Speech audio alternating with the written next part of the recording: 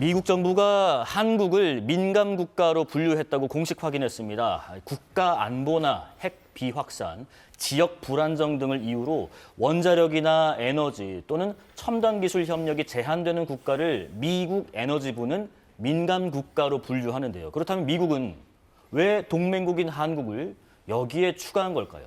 국내외 전문가들은 그동안 미국의 신호가 여러 차례 있었다고 보고 있습니다. 국립외교원 전봉근 명예교수와 이 내용 짚어보겠습니다. 안녕하십니까? 안녕하세요. 예, 먼저 교수님 개념 정리부터 한번 할게요. 미국이 왜 이 민감 국가라는 것을 분류하는지 여기에 한국이 처음 포함된 건가 싶기도 하고요. 이 부분부터 간략히 좀 짚어주실까요? 예, 미국의 여러 부서들이 각각 자기들이 관찰해야 될, 감시해야 될 목록들을 가지고 있습니다. 네네. 예를 들어서 환율 조작국 목록, 인권 침해국 목록이 있는데 에너지부는 핵 비확산을 기본적으로 담당하는 그리고 국제 에너지 협력을 담당하는 곳입니다. 예. 그래서 원자력 협력을 할 때 첨단 과학 기술 협력을 할 때 우리가 주의를 기울여야 될 것인가라는 국가들의 목록을 쭉 만들어 놨습니다. 그런데 이제 크게 보면 민감 국가 목록인데 그 안에 보면은 미국의 아주 적성 국가와 같은 국가도 있고 네네. 한국 같은 경우에는 이번에 새로 들어갔습니다만 왜 굳이 들어가야 되나 할 정도로 미국과 좋은 관계가 있고 한국도 국제사회에서 원자력과 관련해서는 굉장히 모범 국가로 알려져 있거든요. 그래서 우리로서는 이제 갑자기 이제 한국이 들어가야 되니 굉장히 당혹스럽고 미국이 다양한 자기들이 민감 국가 목록에 들어갈 때는 네. 가령 뭐 국가안보에 대한 위협이 되는 적대 국가라든지 안 그러면은 핵무기의 확산 위험성 있는 국가라든지 테러 지원 국가라든지 이런 그런 이유가 있거든요. 네네. 그래서 우리나라의 경우는 왜 이런 어떤 이유에 한국에 들어갔는지를 빨리 좀 파악을 해서 대처를 해야 될 것 같습니다. 지금 나오는 것처럼 테러 지원 국가, 뭐 위험 국가, 기타 지정 국가 이렇게 있는데 이게 그동안은 25개 나라 정도 됐고 우리나라가 이제 여기에 기타 지정 국가 정도로 이제 포함이 된 걸로 지금 전해졌는데 지금 뭐 과거에도 미국의 민간 국가에 올랐다가 94년에 해제됐다는 얘기도 있는데 이것도 사실인가요? 예, 저도 그동안에 우리가 아는 이제 대한민국은 최근에 이제 한국 국내에서 핵무장 요구가 많습니다만 네. 그동안에 쭉 한국의 국제적인 원자력 관련한 지위, 스탠딩은 NPT의 모범 국가, 네네. 원자력의 평화적 이용의 모범 국가였습니다. 그래서 저도 이제 94년 그 정도의 그런 일이 있었다고 해서 한번 찾아보니 사실은 한국은 94년 이전까지만 하더라도 한국은 원자력과 관련해서 국제사회에 내어놓으실 것이 없었습니다. 그렇기 때문에 국제사회 또는 미국이 원자력 보면 저 나라는 원자력을 무조건 수입하는 나라, 예. 우리가 규제를 해야 되는 나라라는 차원에서 일종의 감시 리스트에 들어가 있었던 것 같아요. 그런데 94년, 5년부터 우리나라가 원자력, 원전 건설의 역량이 뭐 그냥 크게 늘어나고 그리고 국제사회에 이제 다양한 원자력 협력을 하게 되면서 국제사회에 보면은 원자력 공급자 그룹이라고 한 40여 개의 원자력을 수출하는 나라들이 모여서 네네. 협의체를 만든 게 있습니다. 우리가 이제 그때 들어가야 됐거든요. 아마 들어가면서 그러한 것들이 자동적으로 해제되지 않았나. 그리고 그 당시에 있었던 우리 지위라는 것은 사실은 뭐 특별한 의미는 있는 건 아닌 것 같습니다. 지금 우리가 들어간 것은 스스로 모범국이라고 생각하는데 들어간 것은 좀 문제가 있죠. 그때와 지금은 뭐 이런 그 기술적이거나 정적인 상황이 다른데 지금 상황은 왜 그런지 좀 짚어봐야 될 것 같고요. 자, 그러면 여기에 대한 미국의 공식 설명이 아직까지 없는 상황에서 이 조치 전의 맥락을 좀 살펴볼 필요가 있을 것 같은데 먼저 시기를 보면 지난 1월 초, 올해 초라고 하더라고요. 바이든 행정부 임기 끝에 이 민감 국가 목록에 포함이 된 건데 바이든 행정부는 왜 임기 말에 이런 지정을 했을까 싶습니다. 이것은 제가 보기에는 정치적인 동기에서 된 것은 아니라 봅니다. 네. 미국의 특히 이러한 국가 목록은 행정부가 오랜 자료를 축적해서 그것을 모아서 이제 한 번씩 정치적 결정을 하겠죠.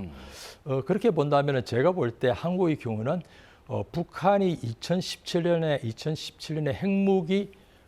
국가 핵무력 완성을 선언했습니다. 예. 우리로서는 굉장히 이제 큰 일이었죠. 그렇습니다. 그런 상황에서 또 미국의 트럼프 대통령이 나타나서 동맹 아무것도 아니야. 동맹 경시 그리고 주한미군 철수도 할 수 있어. 이런 말을 하니까 그 당시에 국내에서 굉장히 우리도 핵무장 해야 되지 않느냐라는 강한 요구가 있었습니다. 그 이후에 이제 남북 정상회담, 북미 정상회담에서 다시 쭈그러들었죠. 그렇지만 또 지난 몇 년 사이에 또 상황이 바뀌었습니다. 그래서 다시 국내에 많은 이제 핵무장 요구가 있으니 그런 것에 대한 미국으로서의 한국도 요주의 관찰 대상국에 넣어야 되겠다라는 판단을 한 것 같습니다. 요거는 짧게 설명 부탁드릴게요. 이 민감 국가라는 게 어떤 평가나 과정을 거쳐서 지정되는 거예요? 아까 말했듯이 이제 그 다양한 국가 속의 적대 국가, 그리고 NPT 바깥에 있는 국가, 핵 개발할 가능성이 많은 국가, 그리고 NPT 밖에서 핵무기를 개발한 국가, 테러 지원할 가능성이 있는 국가, 이제 그런 국가들이 들어가는 거죠. 그 목록을 보면은 다 그런 국가들로 구성되어 있습니다. 예. 한국의 경우는 아마 핵 확산 가능성이 높은 국가로 아마 지목되어 있을 가능성을 추정해 봅니다. 추정해 보는 거고요. 자, 미 에너지부는요. 핵 비확산을 이유로 특정 국가를 민감 국가에 포함하기도 합니다. 지난 2023년도 윤 대통령의 이 발언도 그런 의미에서 한번 짚어보겠습니다. 더 문제가 심각해져 가지고 여기 뭐 대한민국에 무슨 전술핵 배치를 한다든지 우리 자신이 그 자체 핵을 보유할 수도 있습니다. 대한민국은 핵 무장을 하겠다고 마음을 먹으면 빠른 시일 내에 심지어는 1년 이내에도 핵 무장을 할 수 있는 그런 기술 기반을 가지고 있습니다. 자, 지금 이 발언들이 그 당시에는 그 4월 정상회담에서 확장 억제 강화 그리고 핵협의그룹 NCG라고 하는 그 기구를 만든 워싱턴 선언 이틀 후에 하버드대 강연에서 언급한 내용인데, 근데 23년이고 25년 1월이란 말이죠. 2년이 지난 후에 민감 국가라는 조치가 나온 건데, 그럼 이 발언도 혹시 민감 국가로 추가한 것과 연관이 있을지, 그렇다면 왜 2년이 뒤에야 이런 조치가 있었을까 싶습니다. 당연히 그 당시에 우리 대통령께서 그런 말을 했다 말씀하셨다. 이건 아마 제 생각에는 미국 사람들 볼 때 굉장히 충격적이었을 겁니다. 한국은 핵 비확산 모범 국가야. 했는데 대통령께서 직접 우리는 핵무장 할 수도 있어라고 했는데, 그것은 제가 아까 말씀하셨듯이 한국 국민들이 북한의 핵위협이 너무 높아지니까 국민을 안심시키기 위해서, 그리고 미국에게는 추가적인 안전보장 조치를 해달라는 그런 압박의 효과는 있었습니다. 그래서 그 성과를 거뒀습니다. 그렇지만 그것의 부작용이 미국으로 볼 때는 한국이 핵무장을 할 가능성이 높네라고 했고요. 그리고 그 두 가지가 있었습니다만은 그 이후에 우리 대통령께서 바로 워싱턴 선언을 했습니다. 아까 말씀하신 워싱턴 선언을 해서 이제 미국이 핵협의 그룹을 해주니까 우리 대통령께서 그 밑에 하나의 구절을 넣었습니다. 윤석열 대통령은 NPT 회원국으로서의 핵 비확산 의무를 충실히 이행하고라는 구절이 들어갔습니다. 그래서 일단은 해결된 것으로 보았습니다만은 그 이후에 계속해서 북한의 핵위협은 더 증가하고, 또 국내에서 주요 정치인들이 계속해서 핵무장을 크게 외치고, 또 국민들의 핵무장 지지도가 일관되게 70% 이상이 나오기 시작합니다. 그것은 아마 제 생각에는 약간 그 당시 한 곱이고 다시 내려갔다가 지난 그 이후에 2, 3년 사이에 다시 핵무장에 대한 미국의 경각심이 다시 아마 올라갔을 거라고 생각합니다. 아직 뭐 미 정부 공식 입장이 나오지 않은 상황이라서 미국 내 언론과 전문가들은 이 배경을 유사하게 분석하고 있는지 한번 살펴봐야 될 것 같은데 한번 보겠습니다. 자, 지금 군비통제협회 사무총장 발언인데요. 도발적인 발언들을 고려하면 한국은 핵 확산 위험이 있다. 에너지부는 신중하게 한국을 명단에 올렸다라는 로이터 통신의 인터뷰를 볼 수가 있습니다. 국내 정치권 상황에서도 어떤 얘기들을 그동안 해왔는지 한번 몇 분 정도만 살펴보면요. 일단 뭐 핵무장 관련해서 대구시장 홍준표 대구시장 남북 핵 균형 정책을 현실화해야 된다. 나경원 의원 핵무장 준비를 시작해야 된다. 오세훈 시장 자체 핵무장을 하고, 이런 말들. 또 한동훈 전 대표는 핵무장은 언제든지 할 수 있는 시점을 가야 한다고 생각한다라는 이런 의견들도 왕왕 나왔습니다. 교수님, 그러면은 일각에서는요, 그렇다고 우리가 섣부른 해석을 하는 건 좀 자제를 하고 미국의 공식 입장을 좀 지켜봐야 하는 거 아니냐, 이런 의견도 있거든요. 우선 그런 한국의 주요 정치인들, 특히 여당 정치인들이 핵무장에 대해서 저렇게 발언을 조금 이렇게 과대 포장하는 발언을 한 것은 분명히 미국한테 경각심을 주었을 겁니다. 그런데 앞으로 이제 4월 달 돼서 그러한 조치가 확정되느냐 안 되느냐라는 것은 두고 봐야 되겠습니다만은 이로 인해서 미국의 한국의 그 핵 확산 위험성에 대한 경각심을 우리는 좀 관리할 필요는 있는 것 같습니다. 그렇지 않는다면은 혹시 이번은 어떻게 될지 모르겠습니다만은 그러한 사태가 또는 더 심각한 사태가 일어날 수 있는 여지는 항상 있게 되는 것이죠. 자, 어쨌든 민감 국가로의 지정은 이미 이뤄졌고요. 뭐 조금 봐야겠지만은 그래도 지금대로라면 제한 조치가 다음 달 15일에 발효될 예정인데 이렇게 되면 혹시 어떤 우리가 제한을 받게 되는 게 있는가 싶습니다. 예를 들면 뭐 미 에너지부에서는 현재 한국과의 과학 기술 협력에 대한 새로운 제한은 없다라고 밝혔지만 그래도 우려는 되거든요. 당연히 우려할 일이죠. 예. 당연히 우려해야 됩니다. 우선 저러한 명단이 뜨게 되면은 그 명단을 실행해야 되는 모든 미국의 관련 부서 그리고 미국의 관련 과학기술연구소, 원자력 연구 랩, 연구센터들은 한국과 협력할 때 아마 다시 한 번 더 생각을 할 것입니다. 그리고 거기의 규정에도 따르면 이 명단에 이런 국가들은 과거에는 예를 들어서 우리가 특정 시설을 방문한다, 공동 연구를 한다 했을 때 거의 자동적으로 거기에 대해서 승인이 주어졌다면 지금은 아마 뭐 수십 일을 기다리게 한다든지 추가적인 스크리닝 작업을 한다든지 그런 작업들이 저는 분명히 있을 거라고 생각을 합니다. 아마 미국으로서는 현재 동맹국에게 이러한 과한 조치를 한 것은 저는 좀 문제가 있다고 보고요. 미국도 거기서 약간 톤 다운 하려고 하겠습니다만은 말단에서 실행 단계에 가면 분명히 저러한 것에 대한 장애 요소와 같은 그런 조치들이 있을 것으로 좀 생각을 합니다. 오늘 뭐 우리 정부도 입장을 냈습니다. 최상목 대통령 권한대행이요.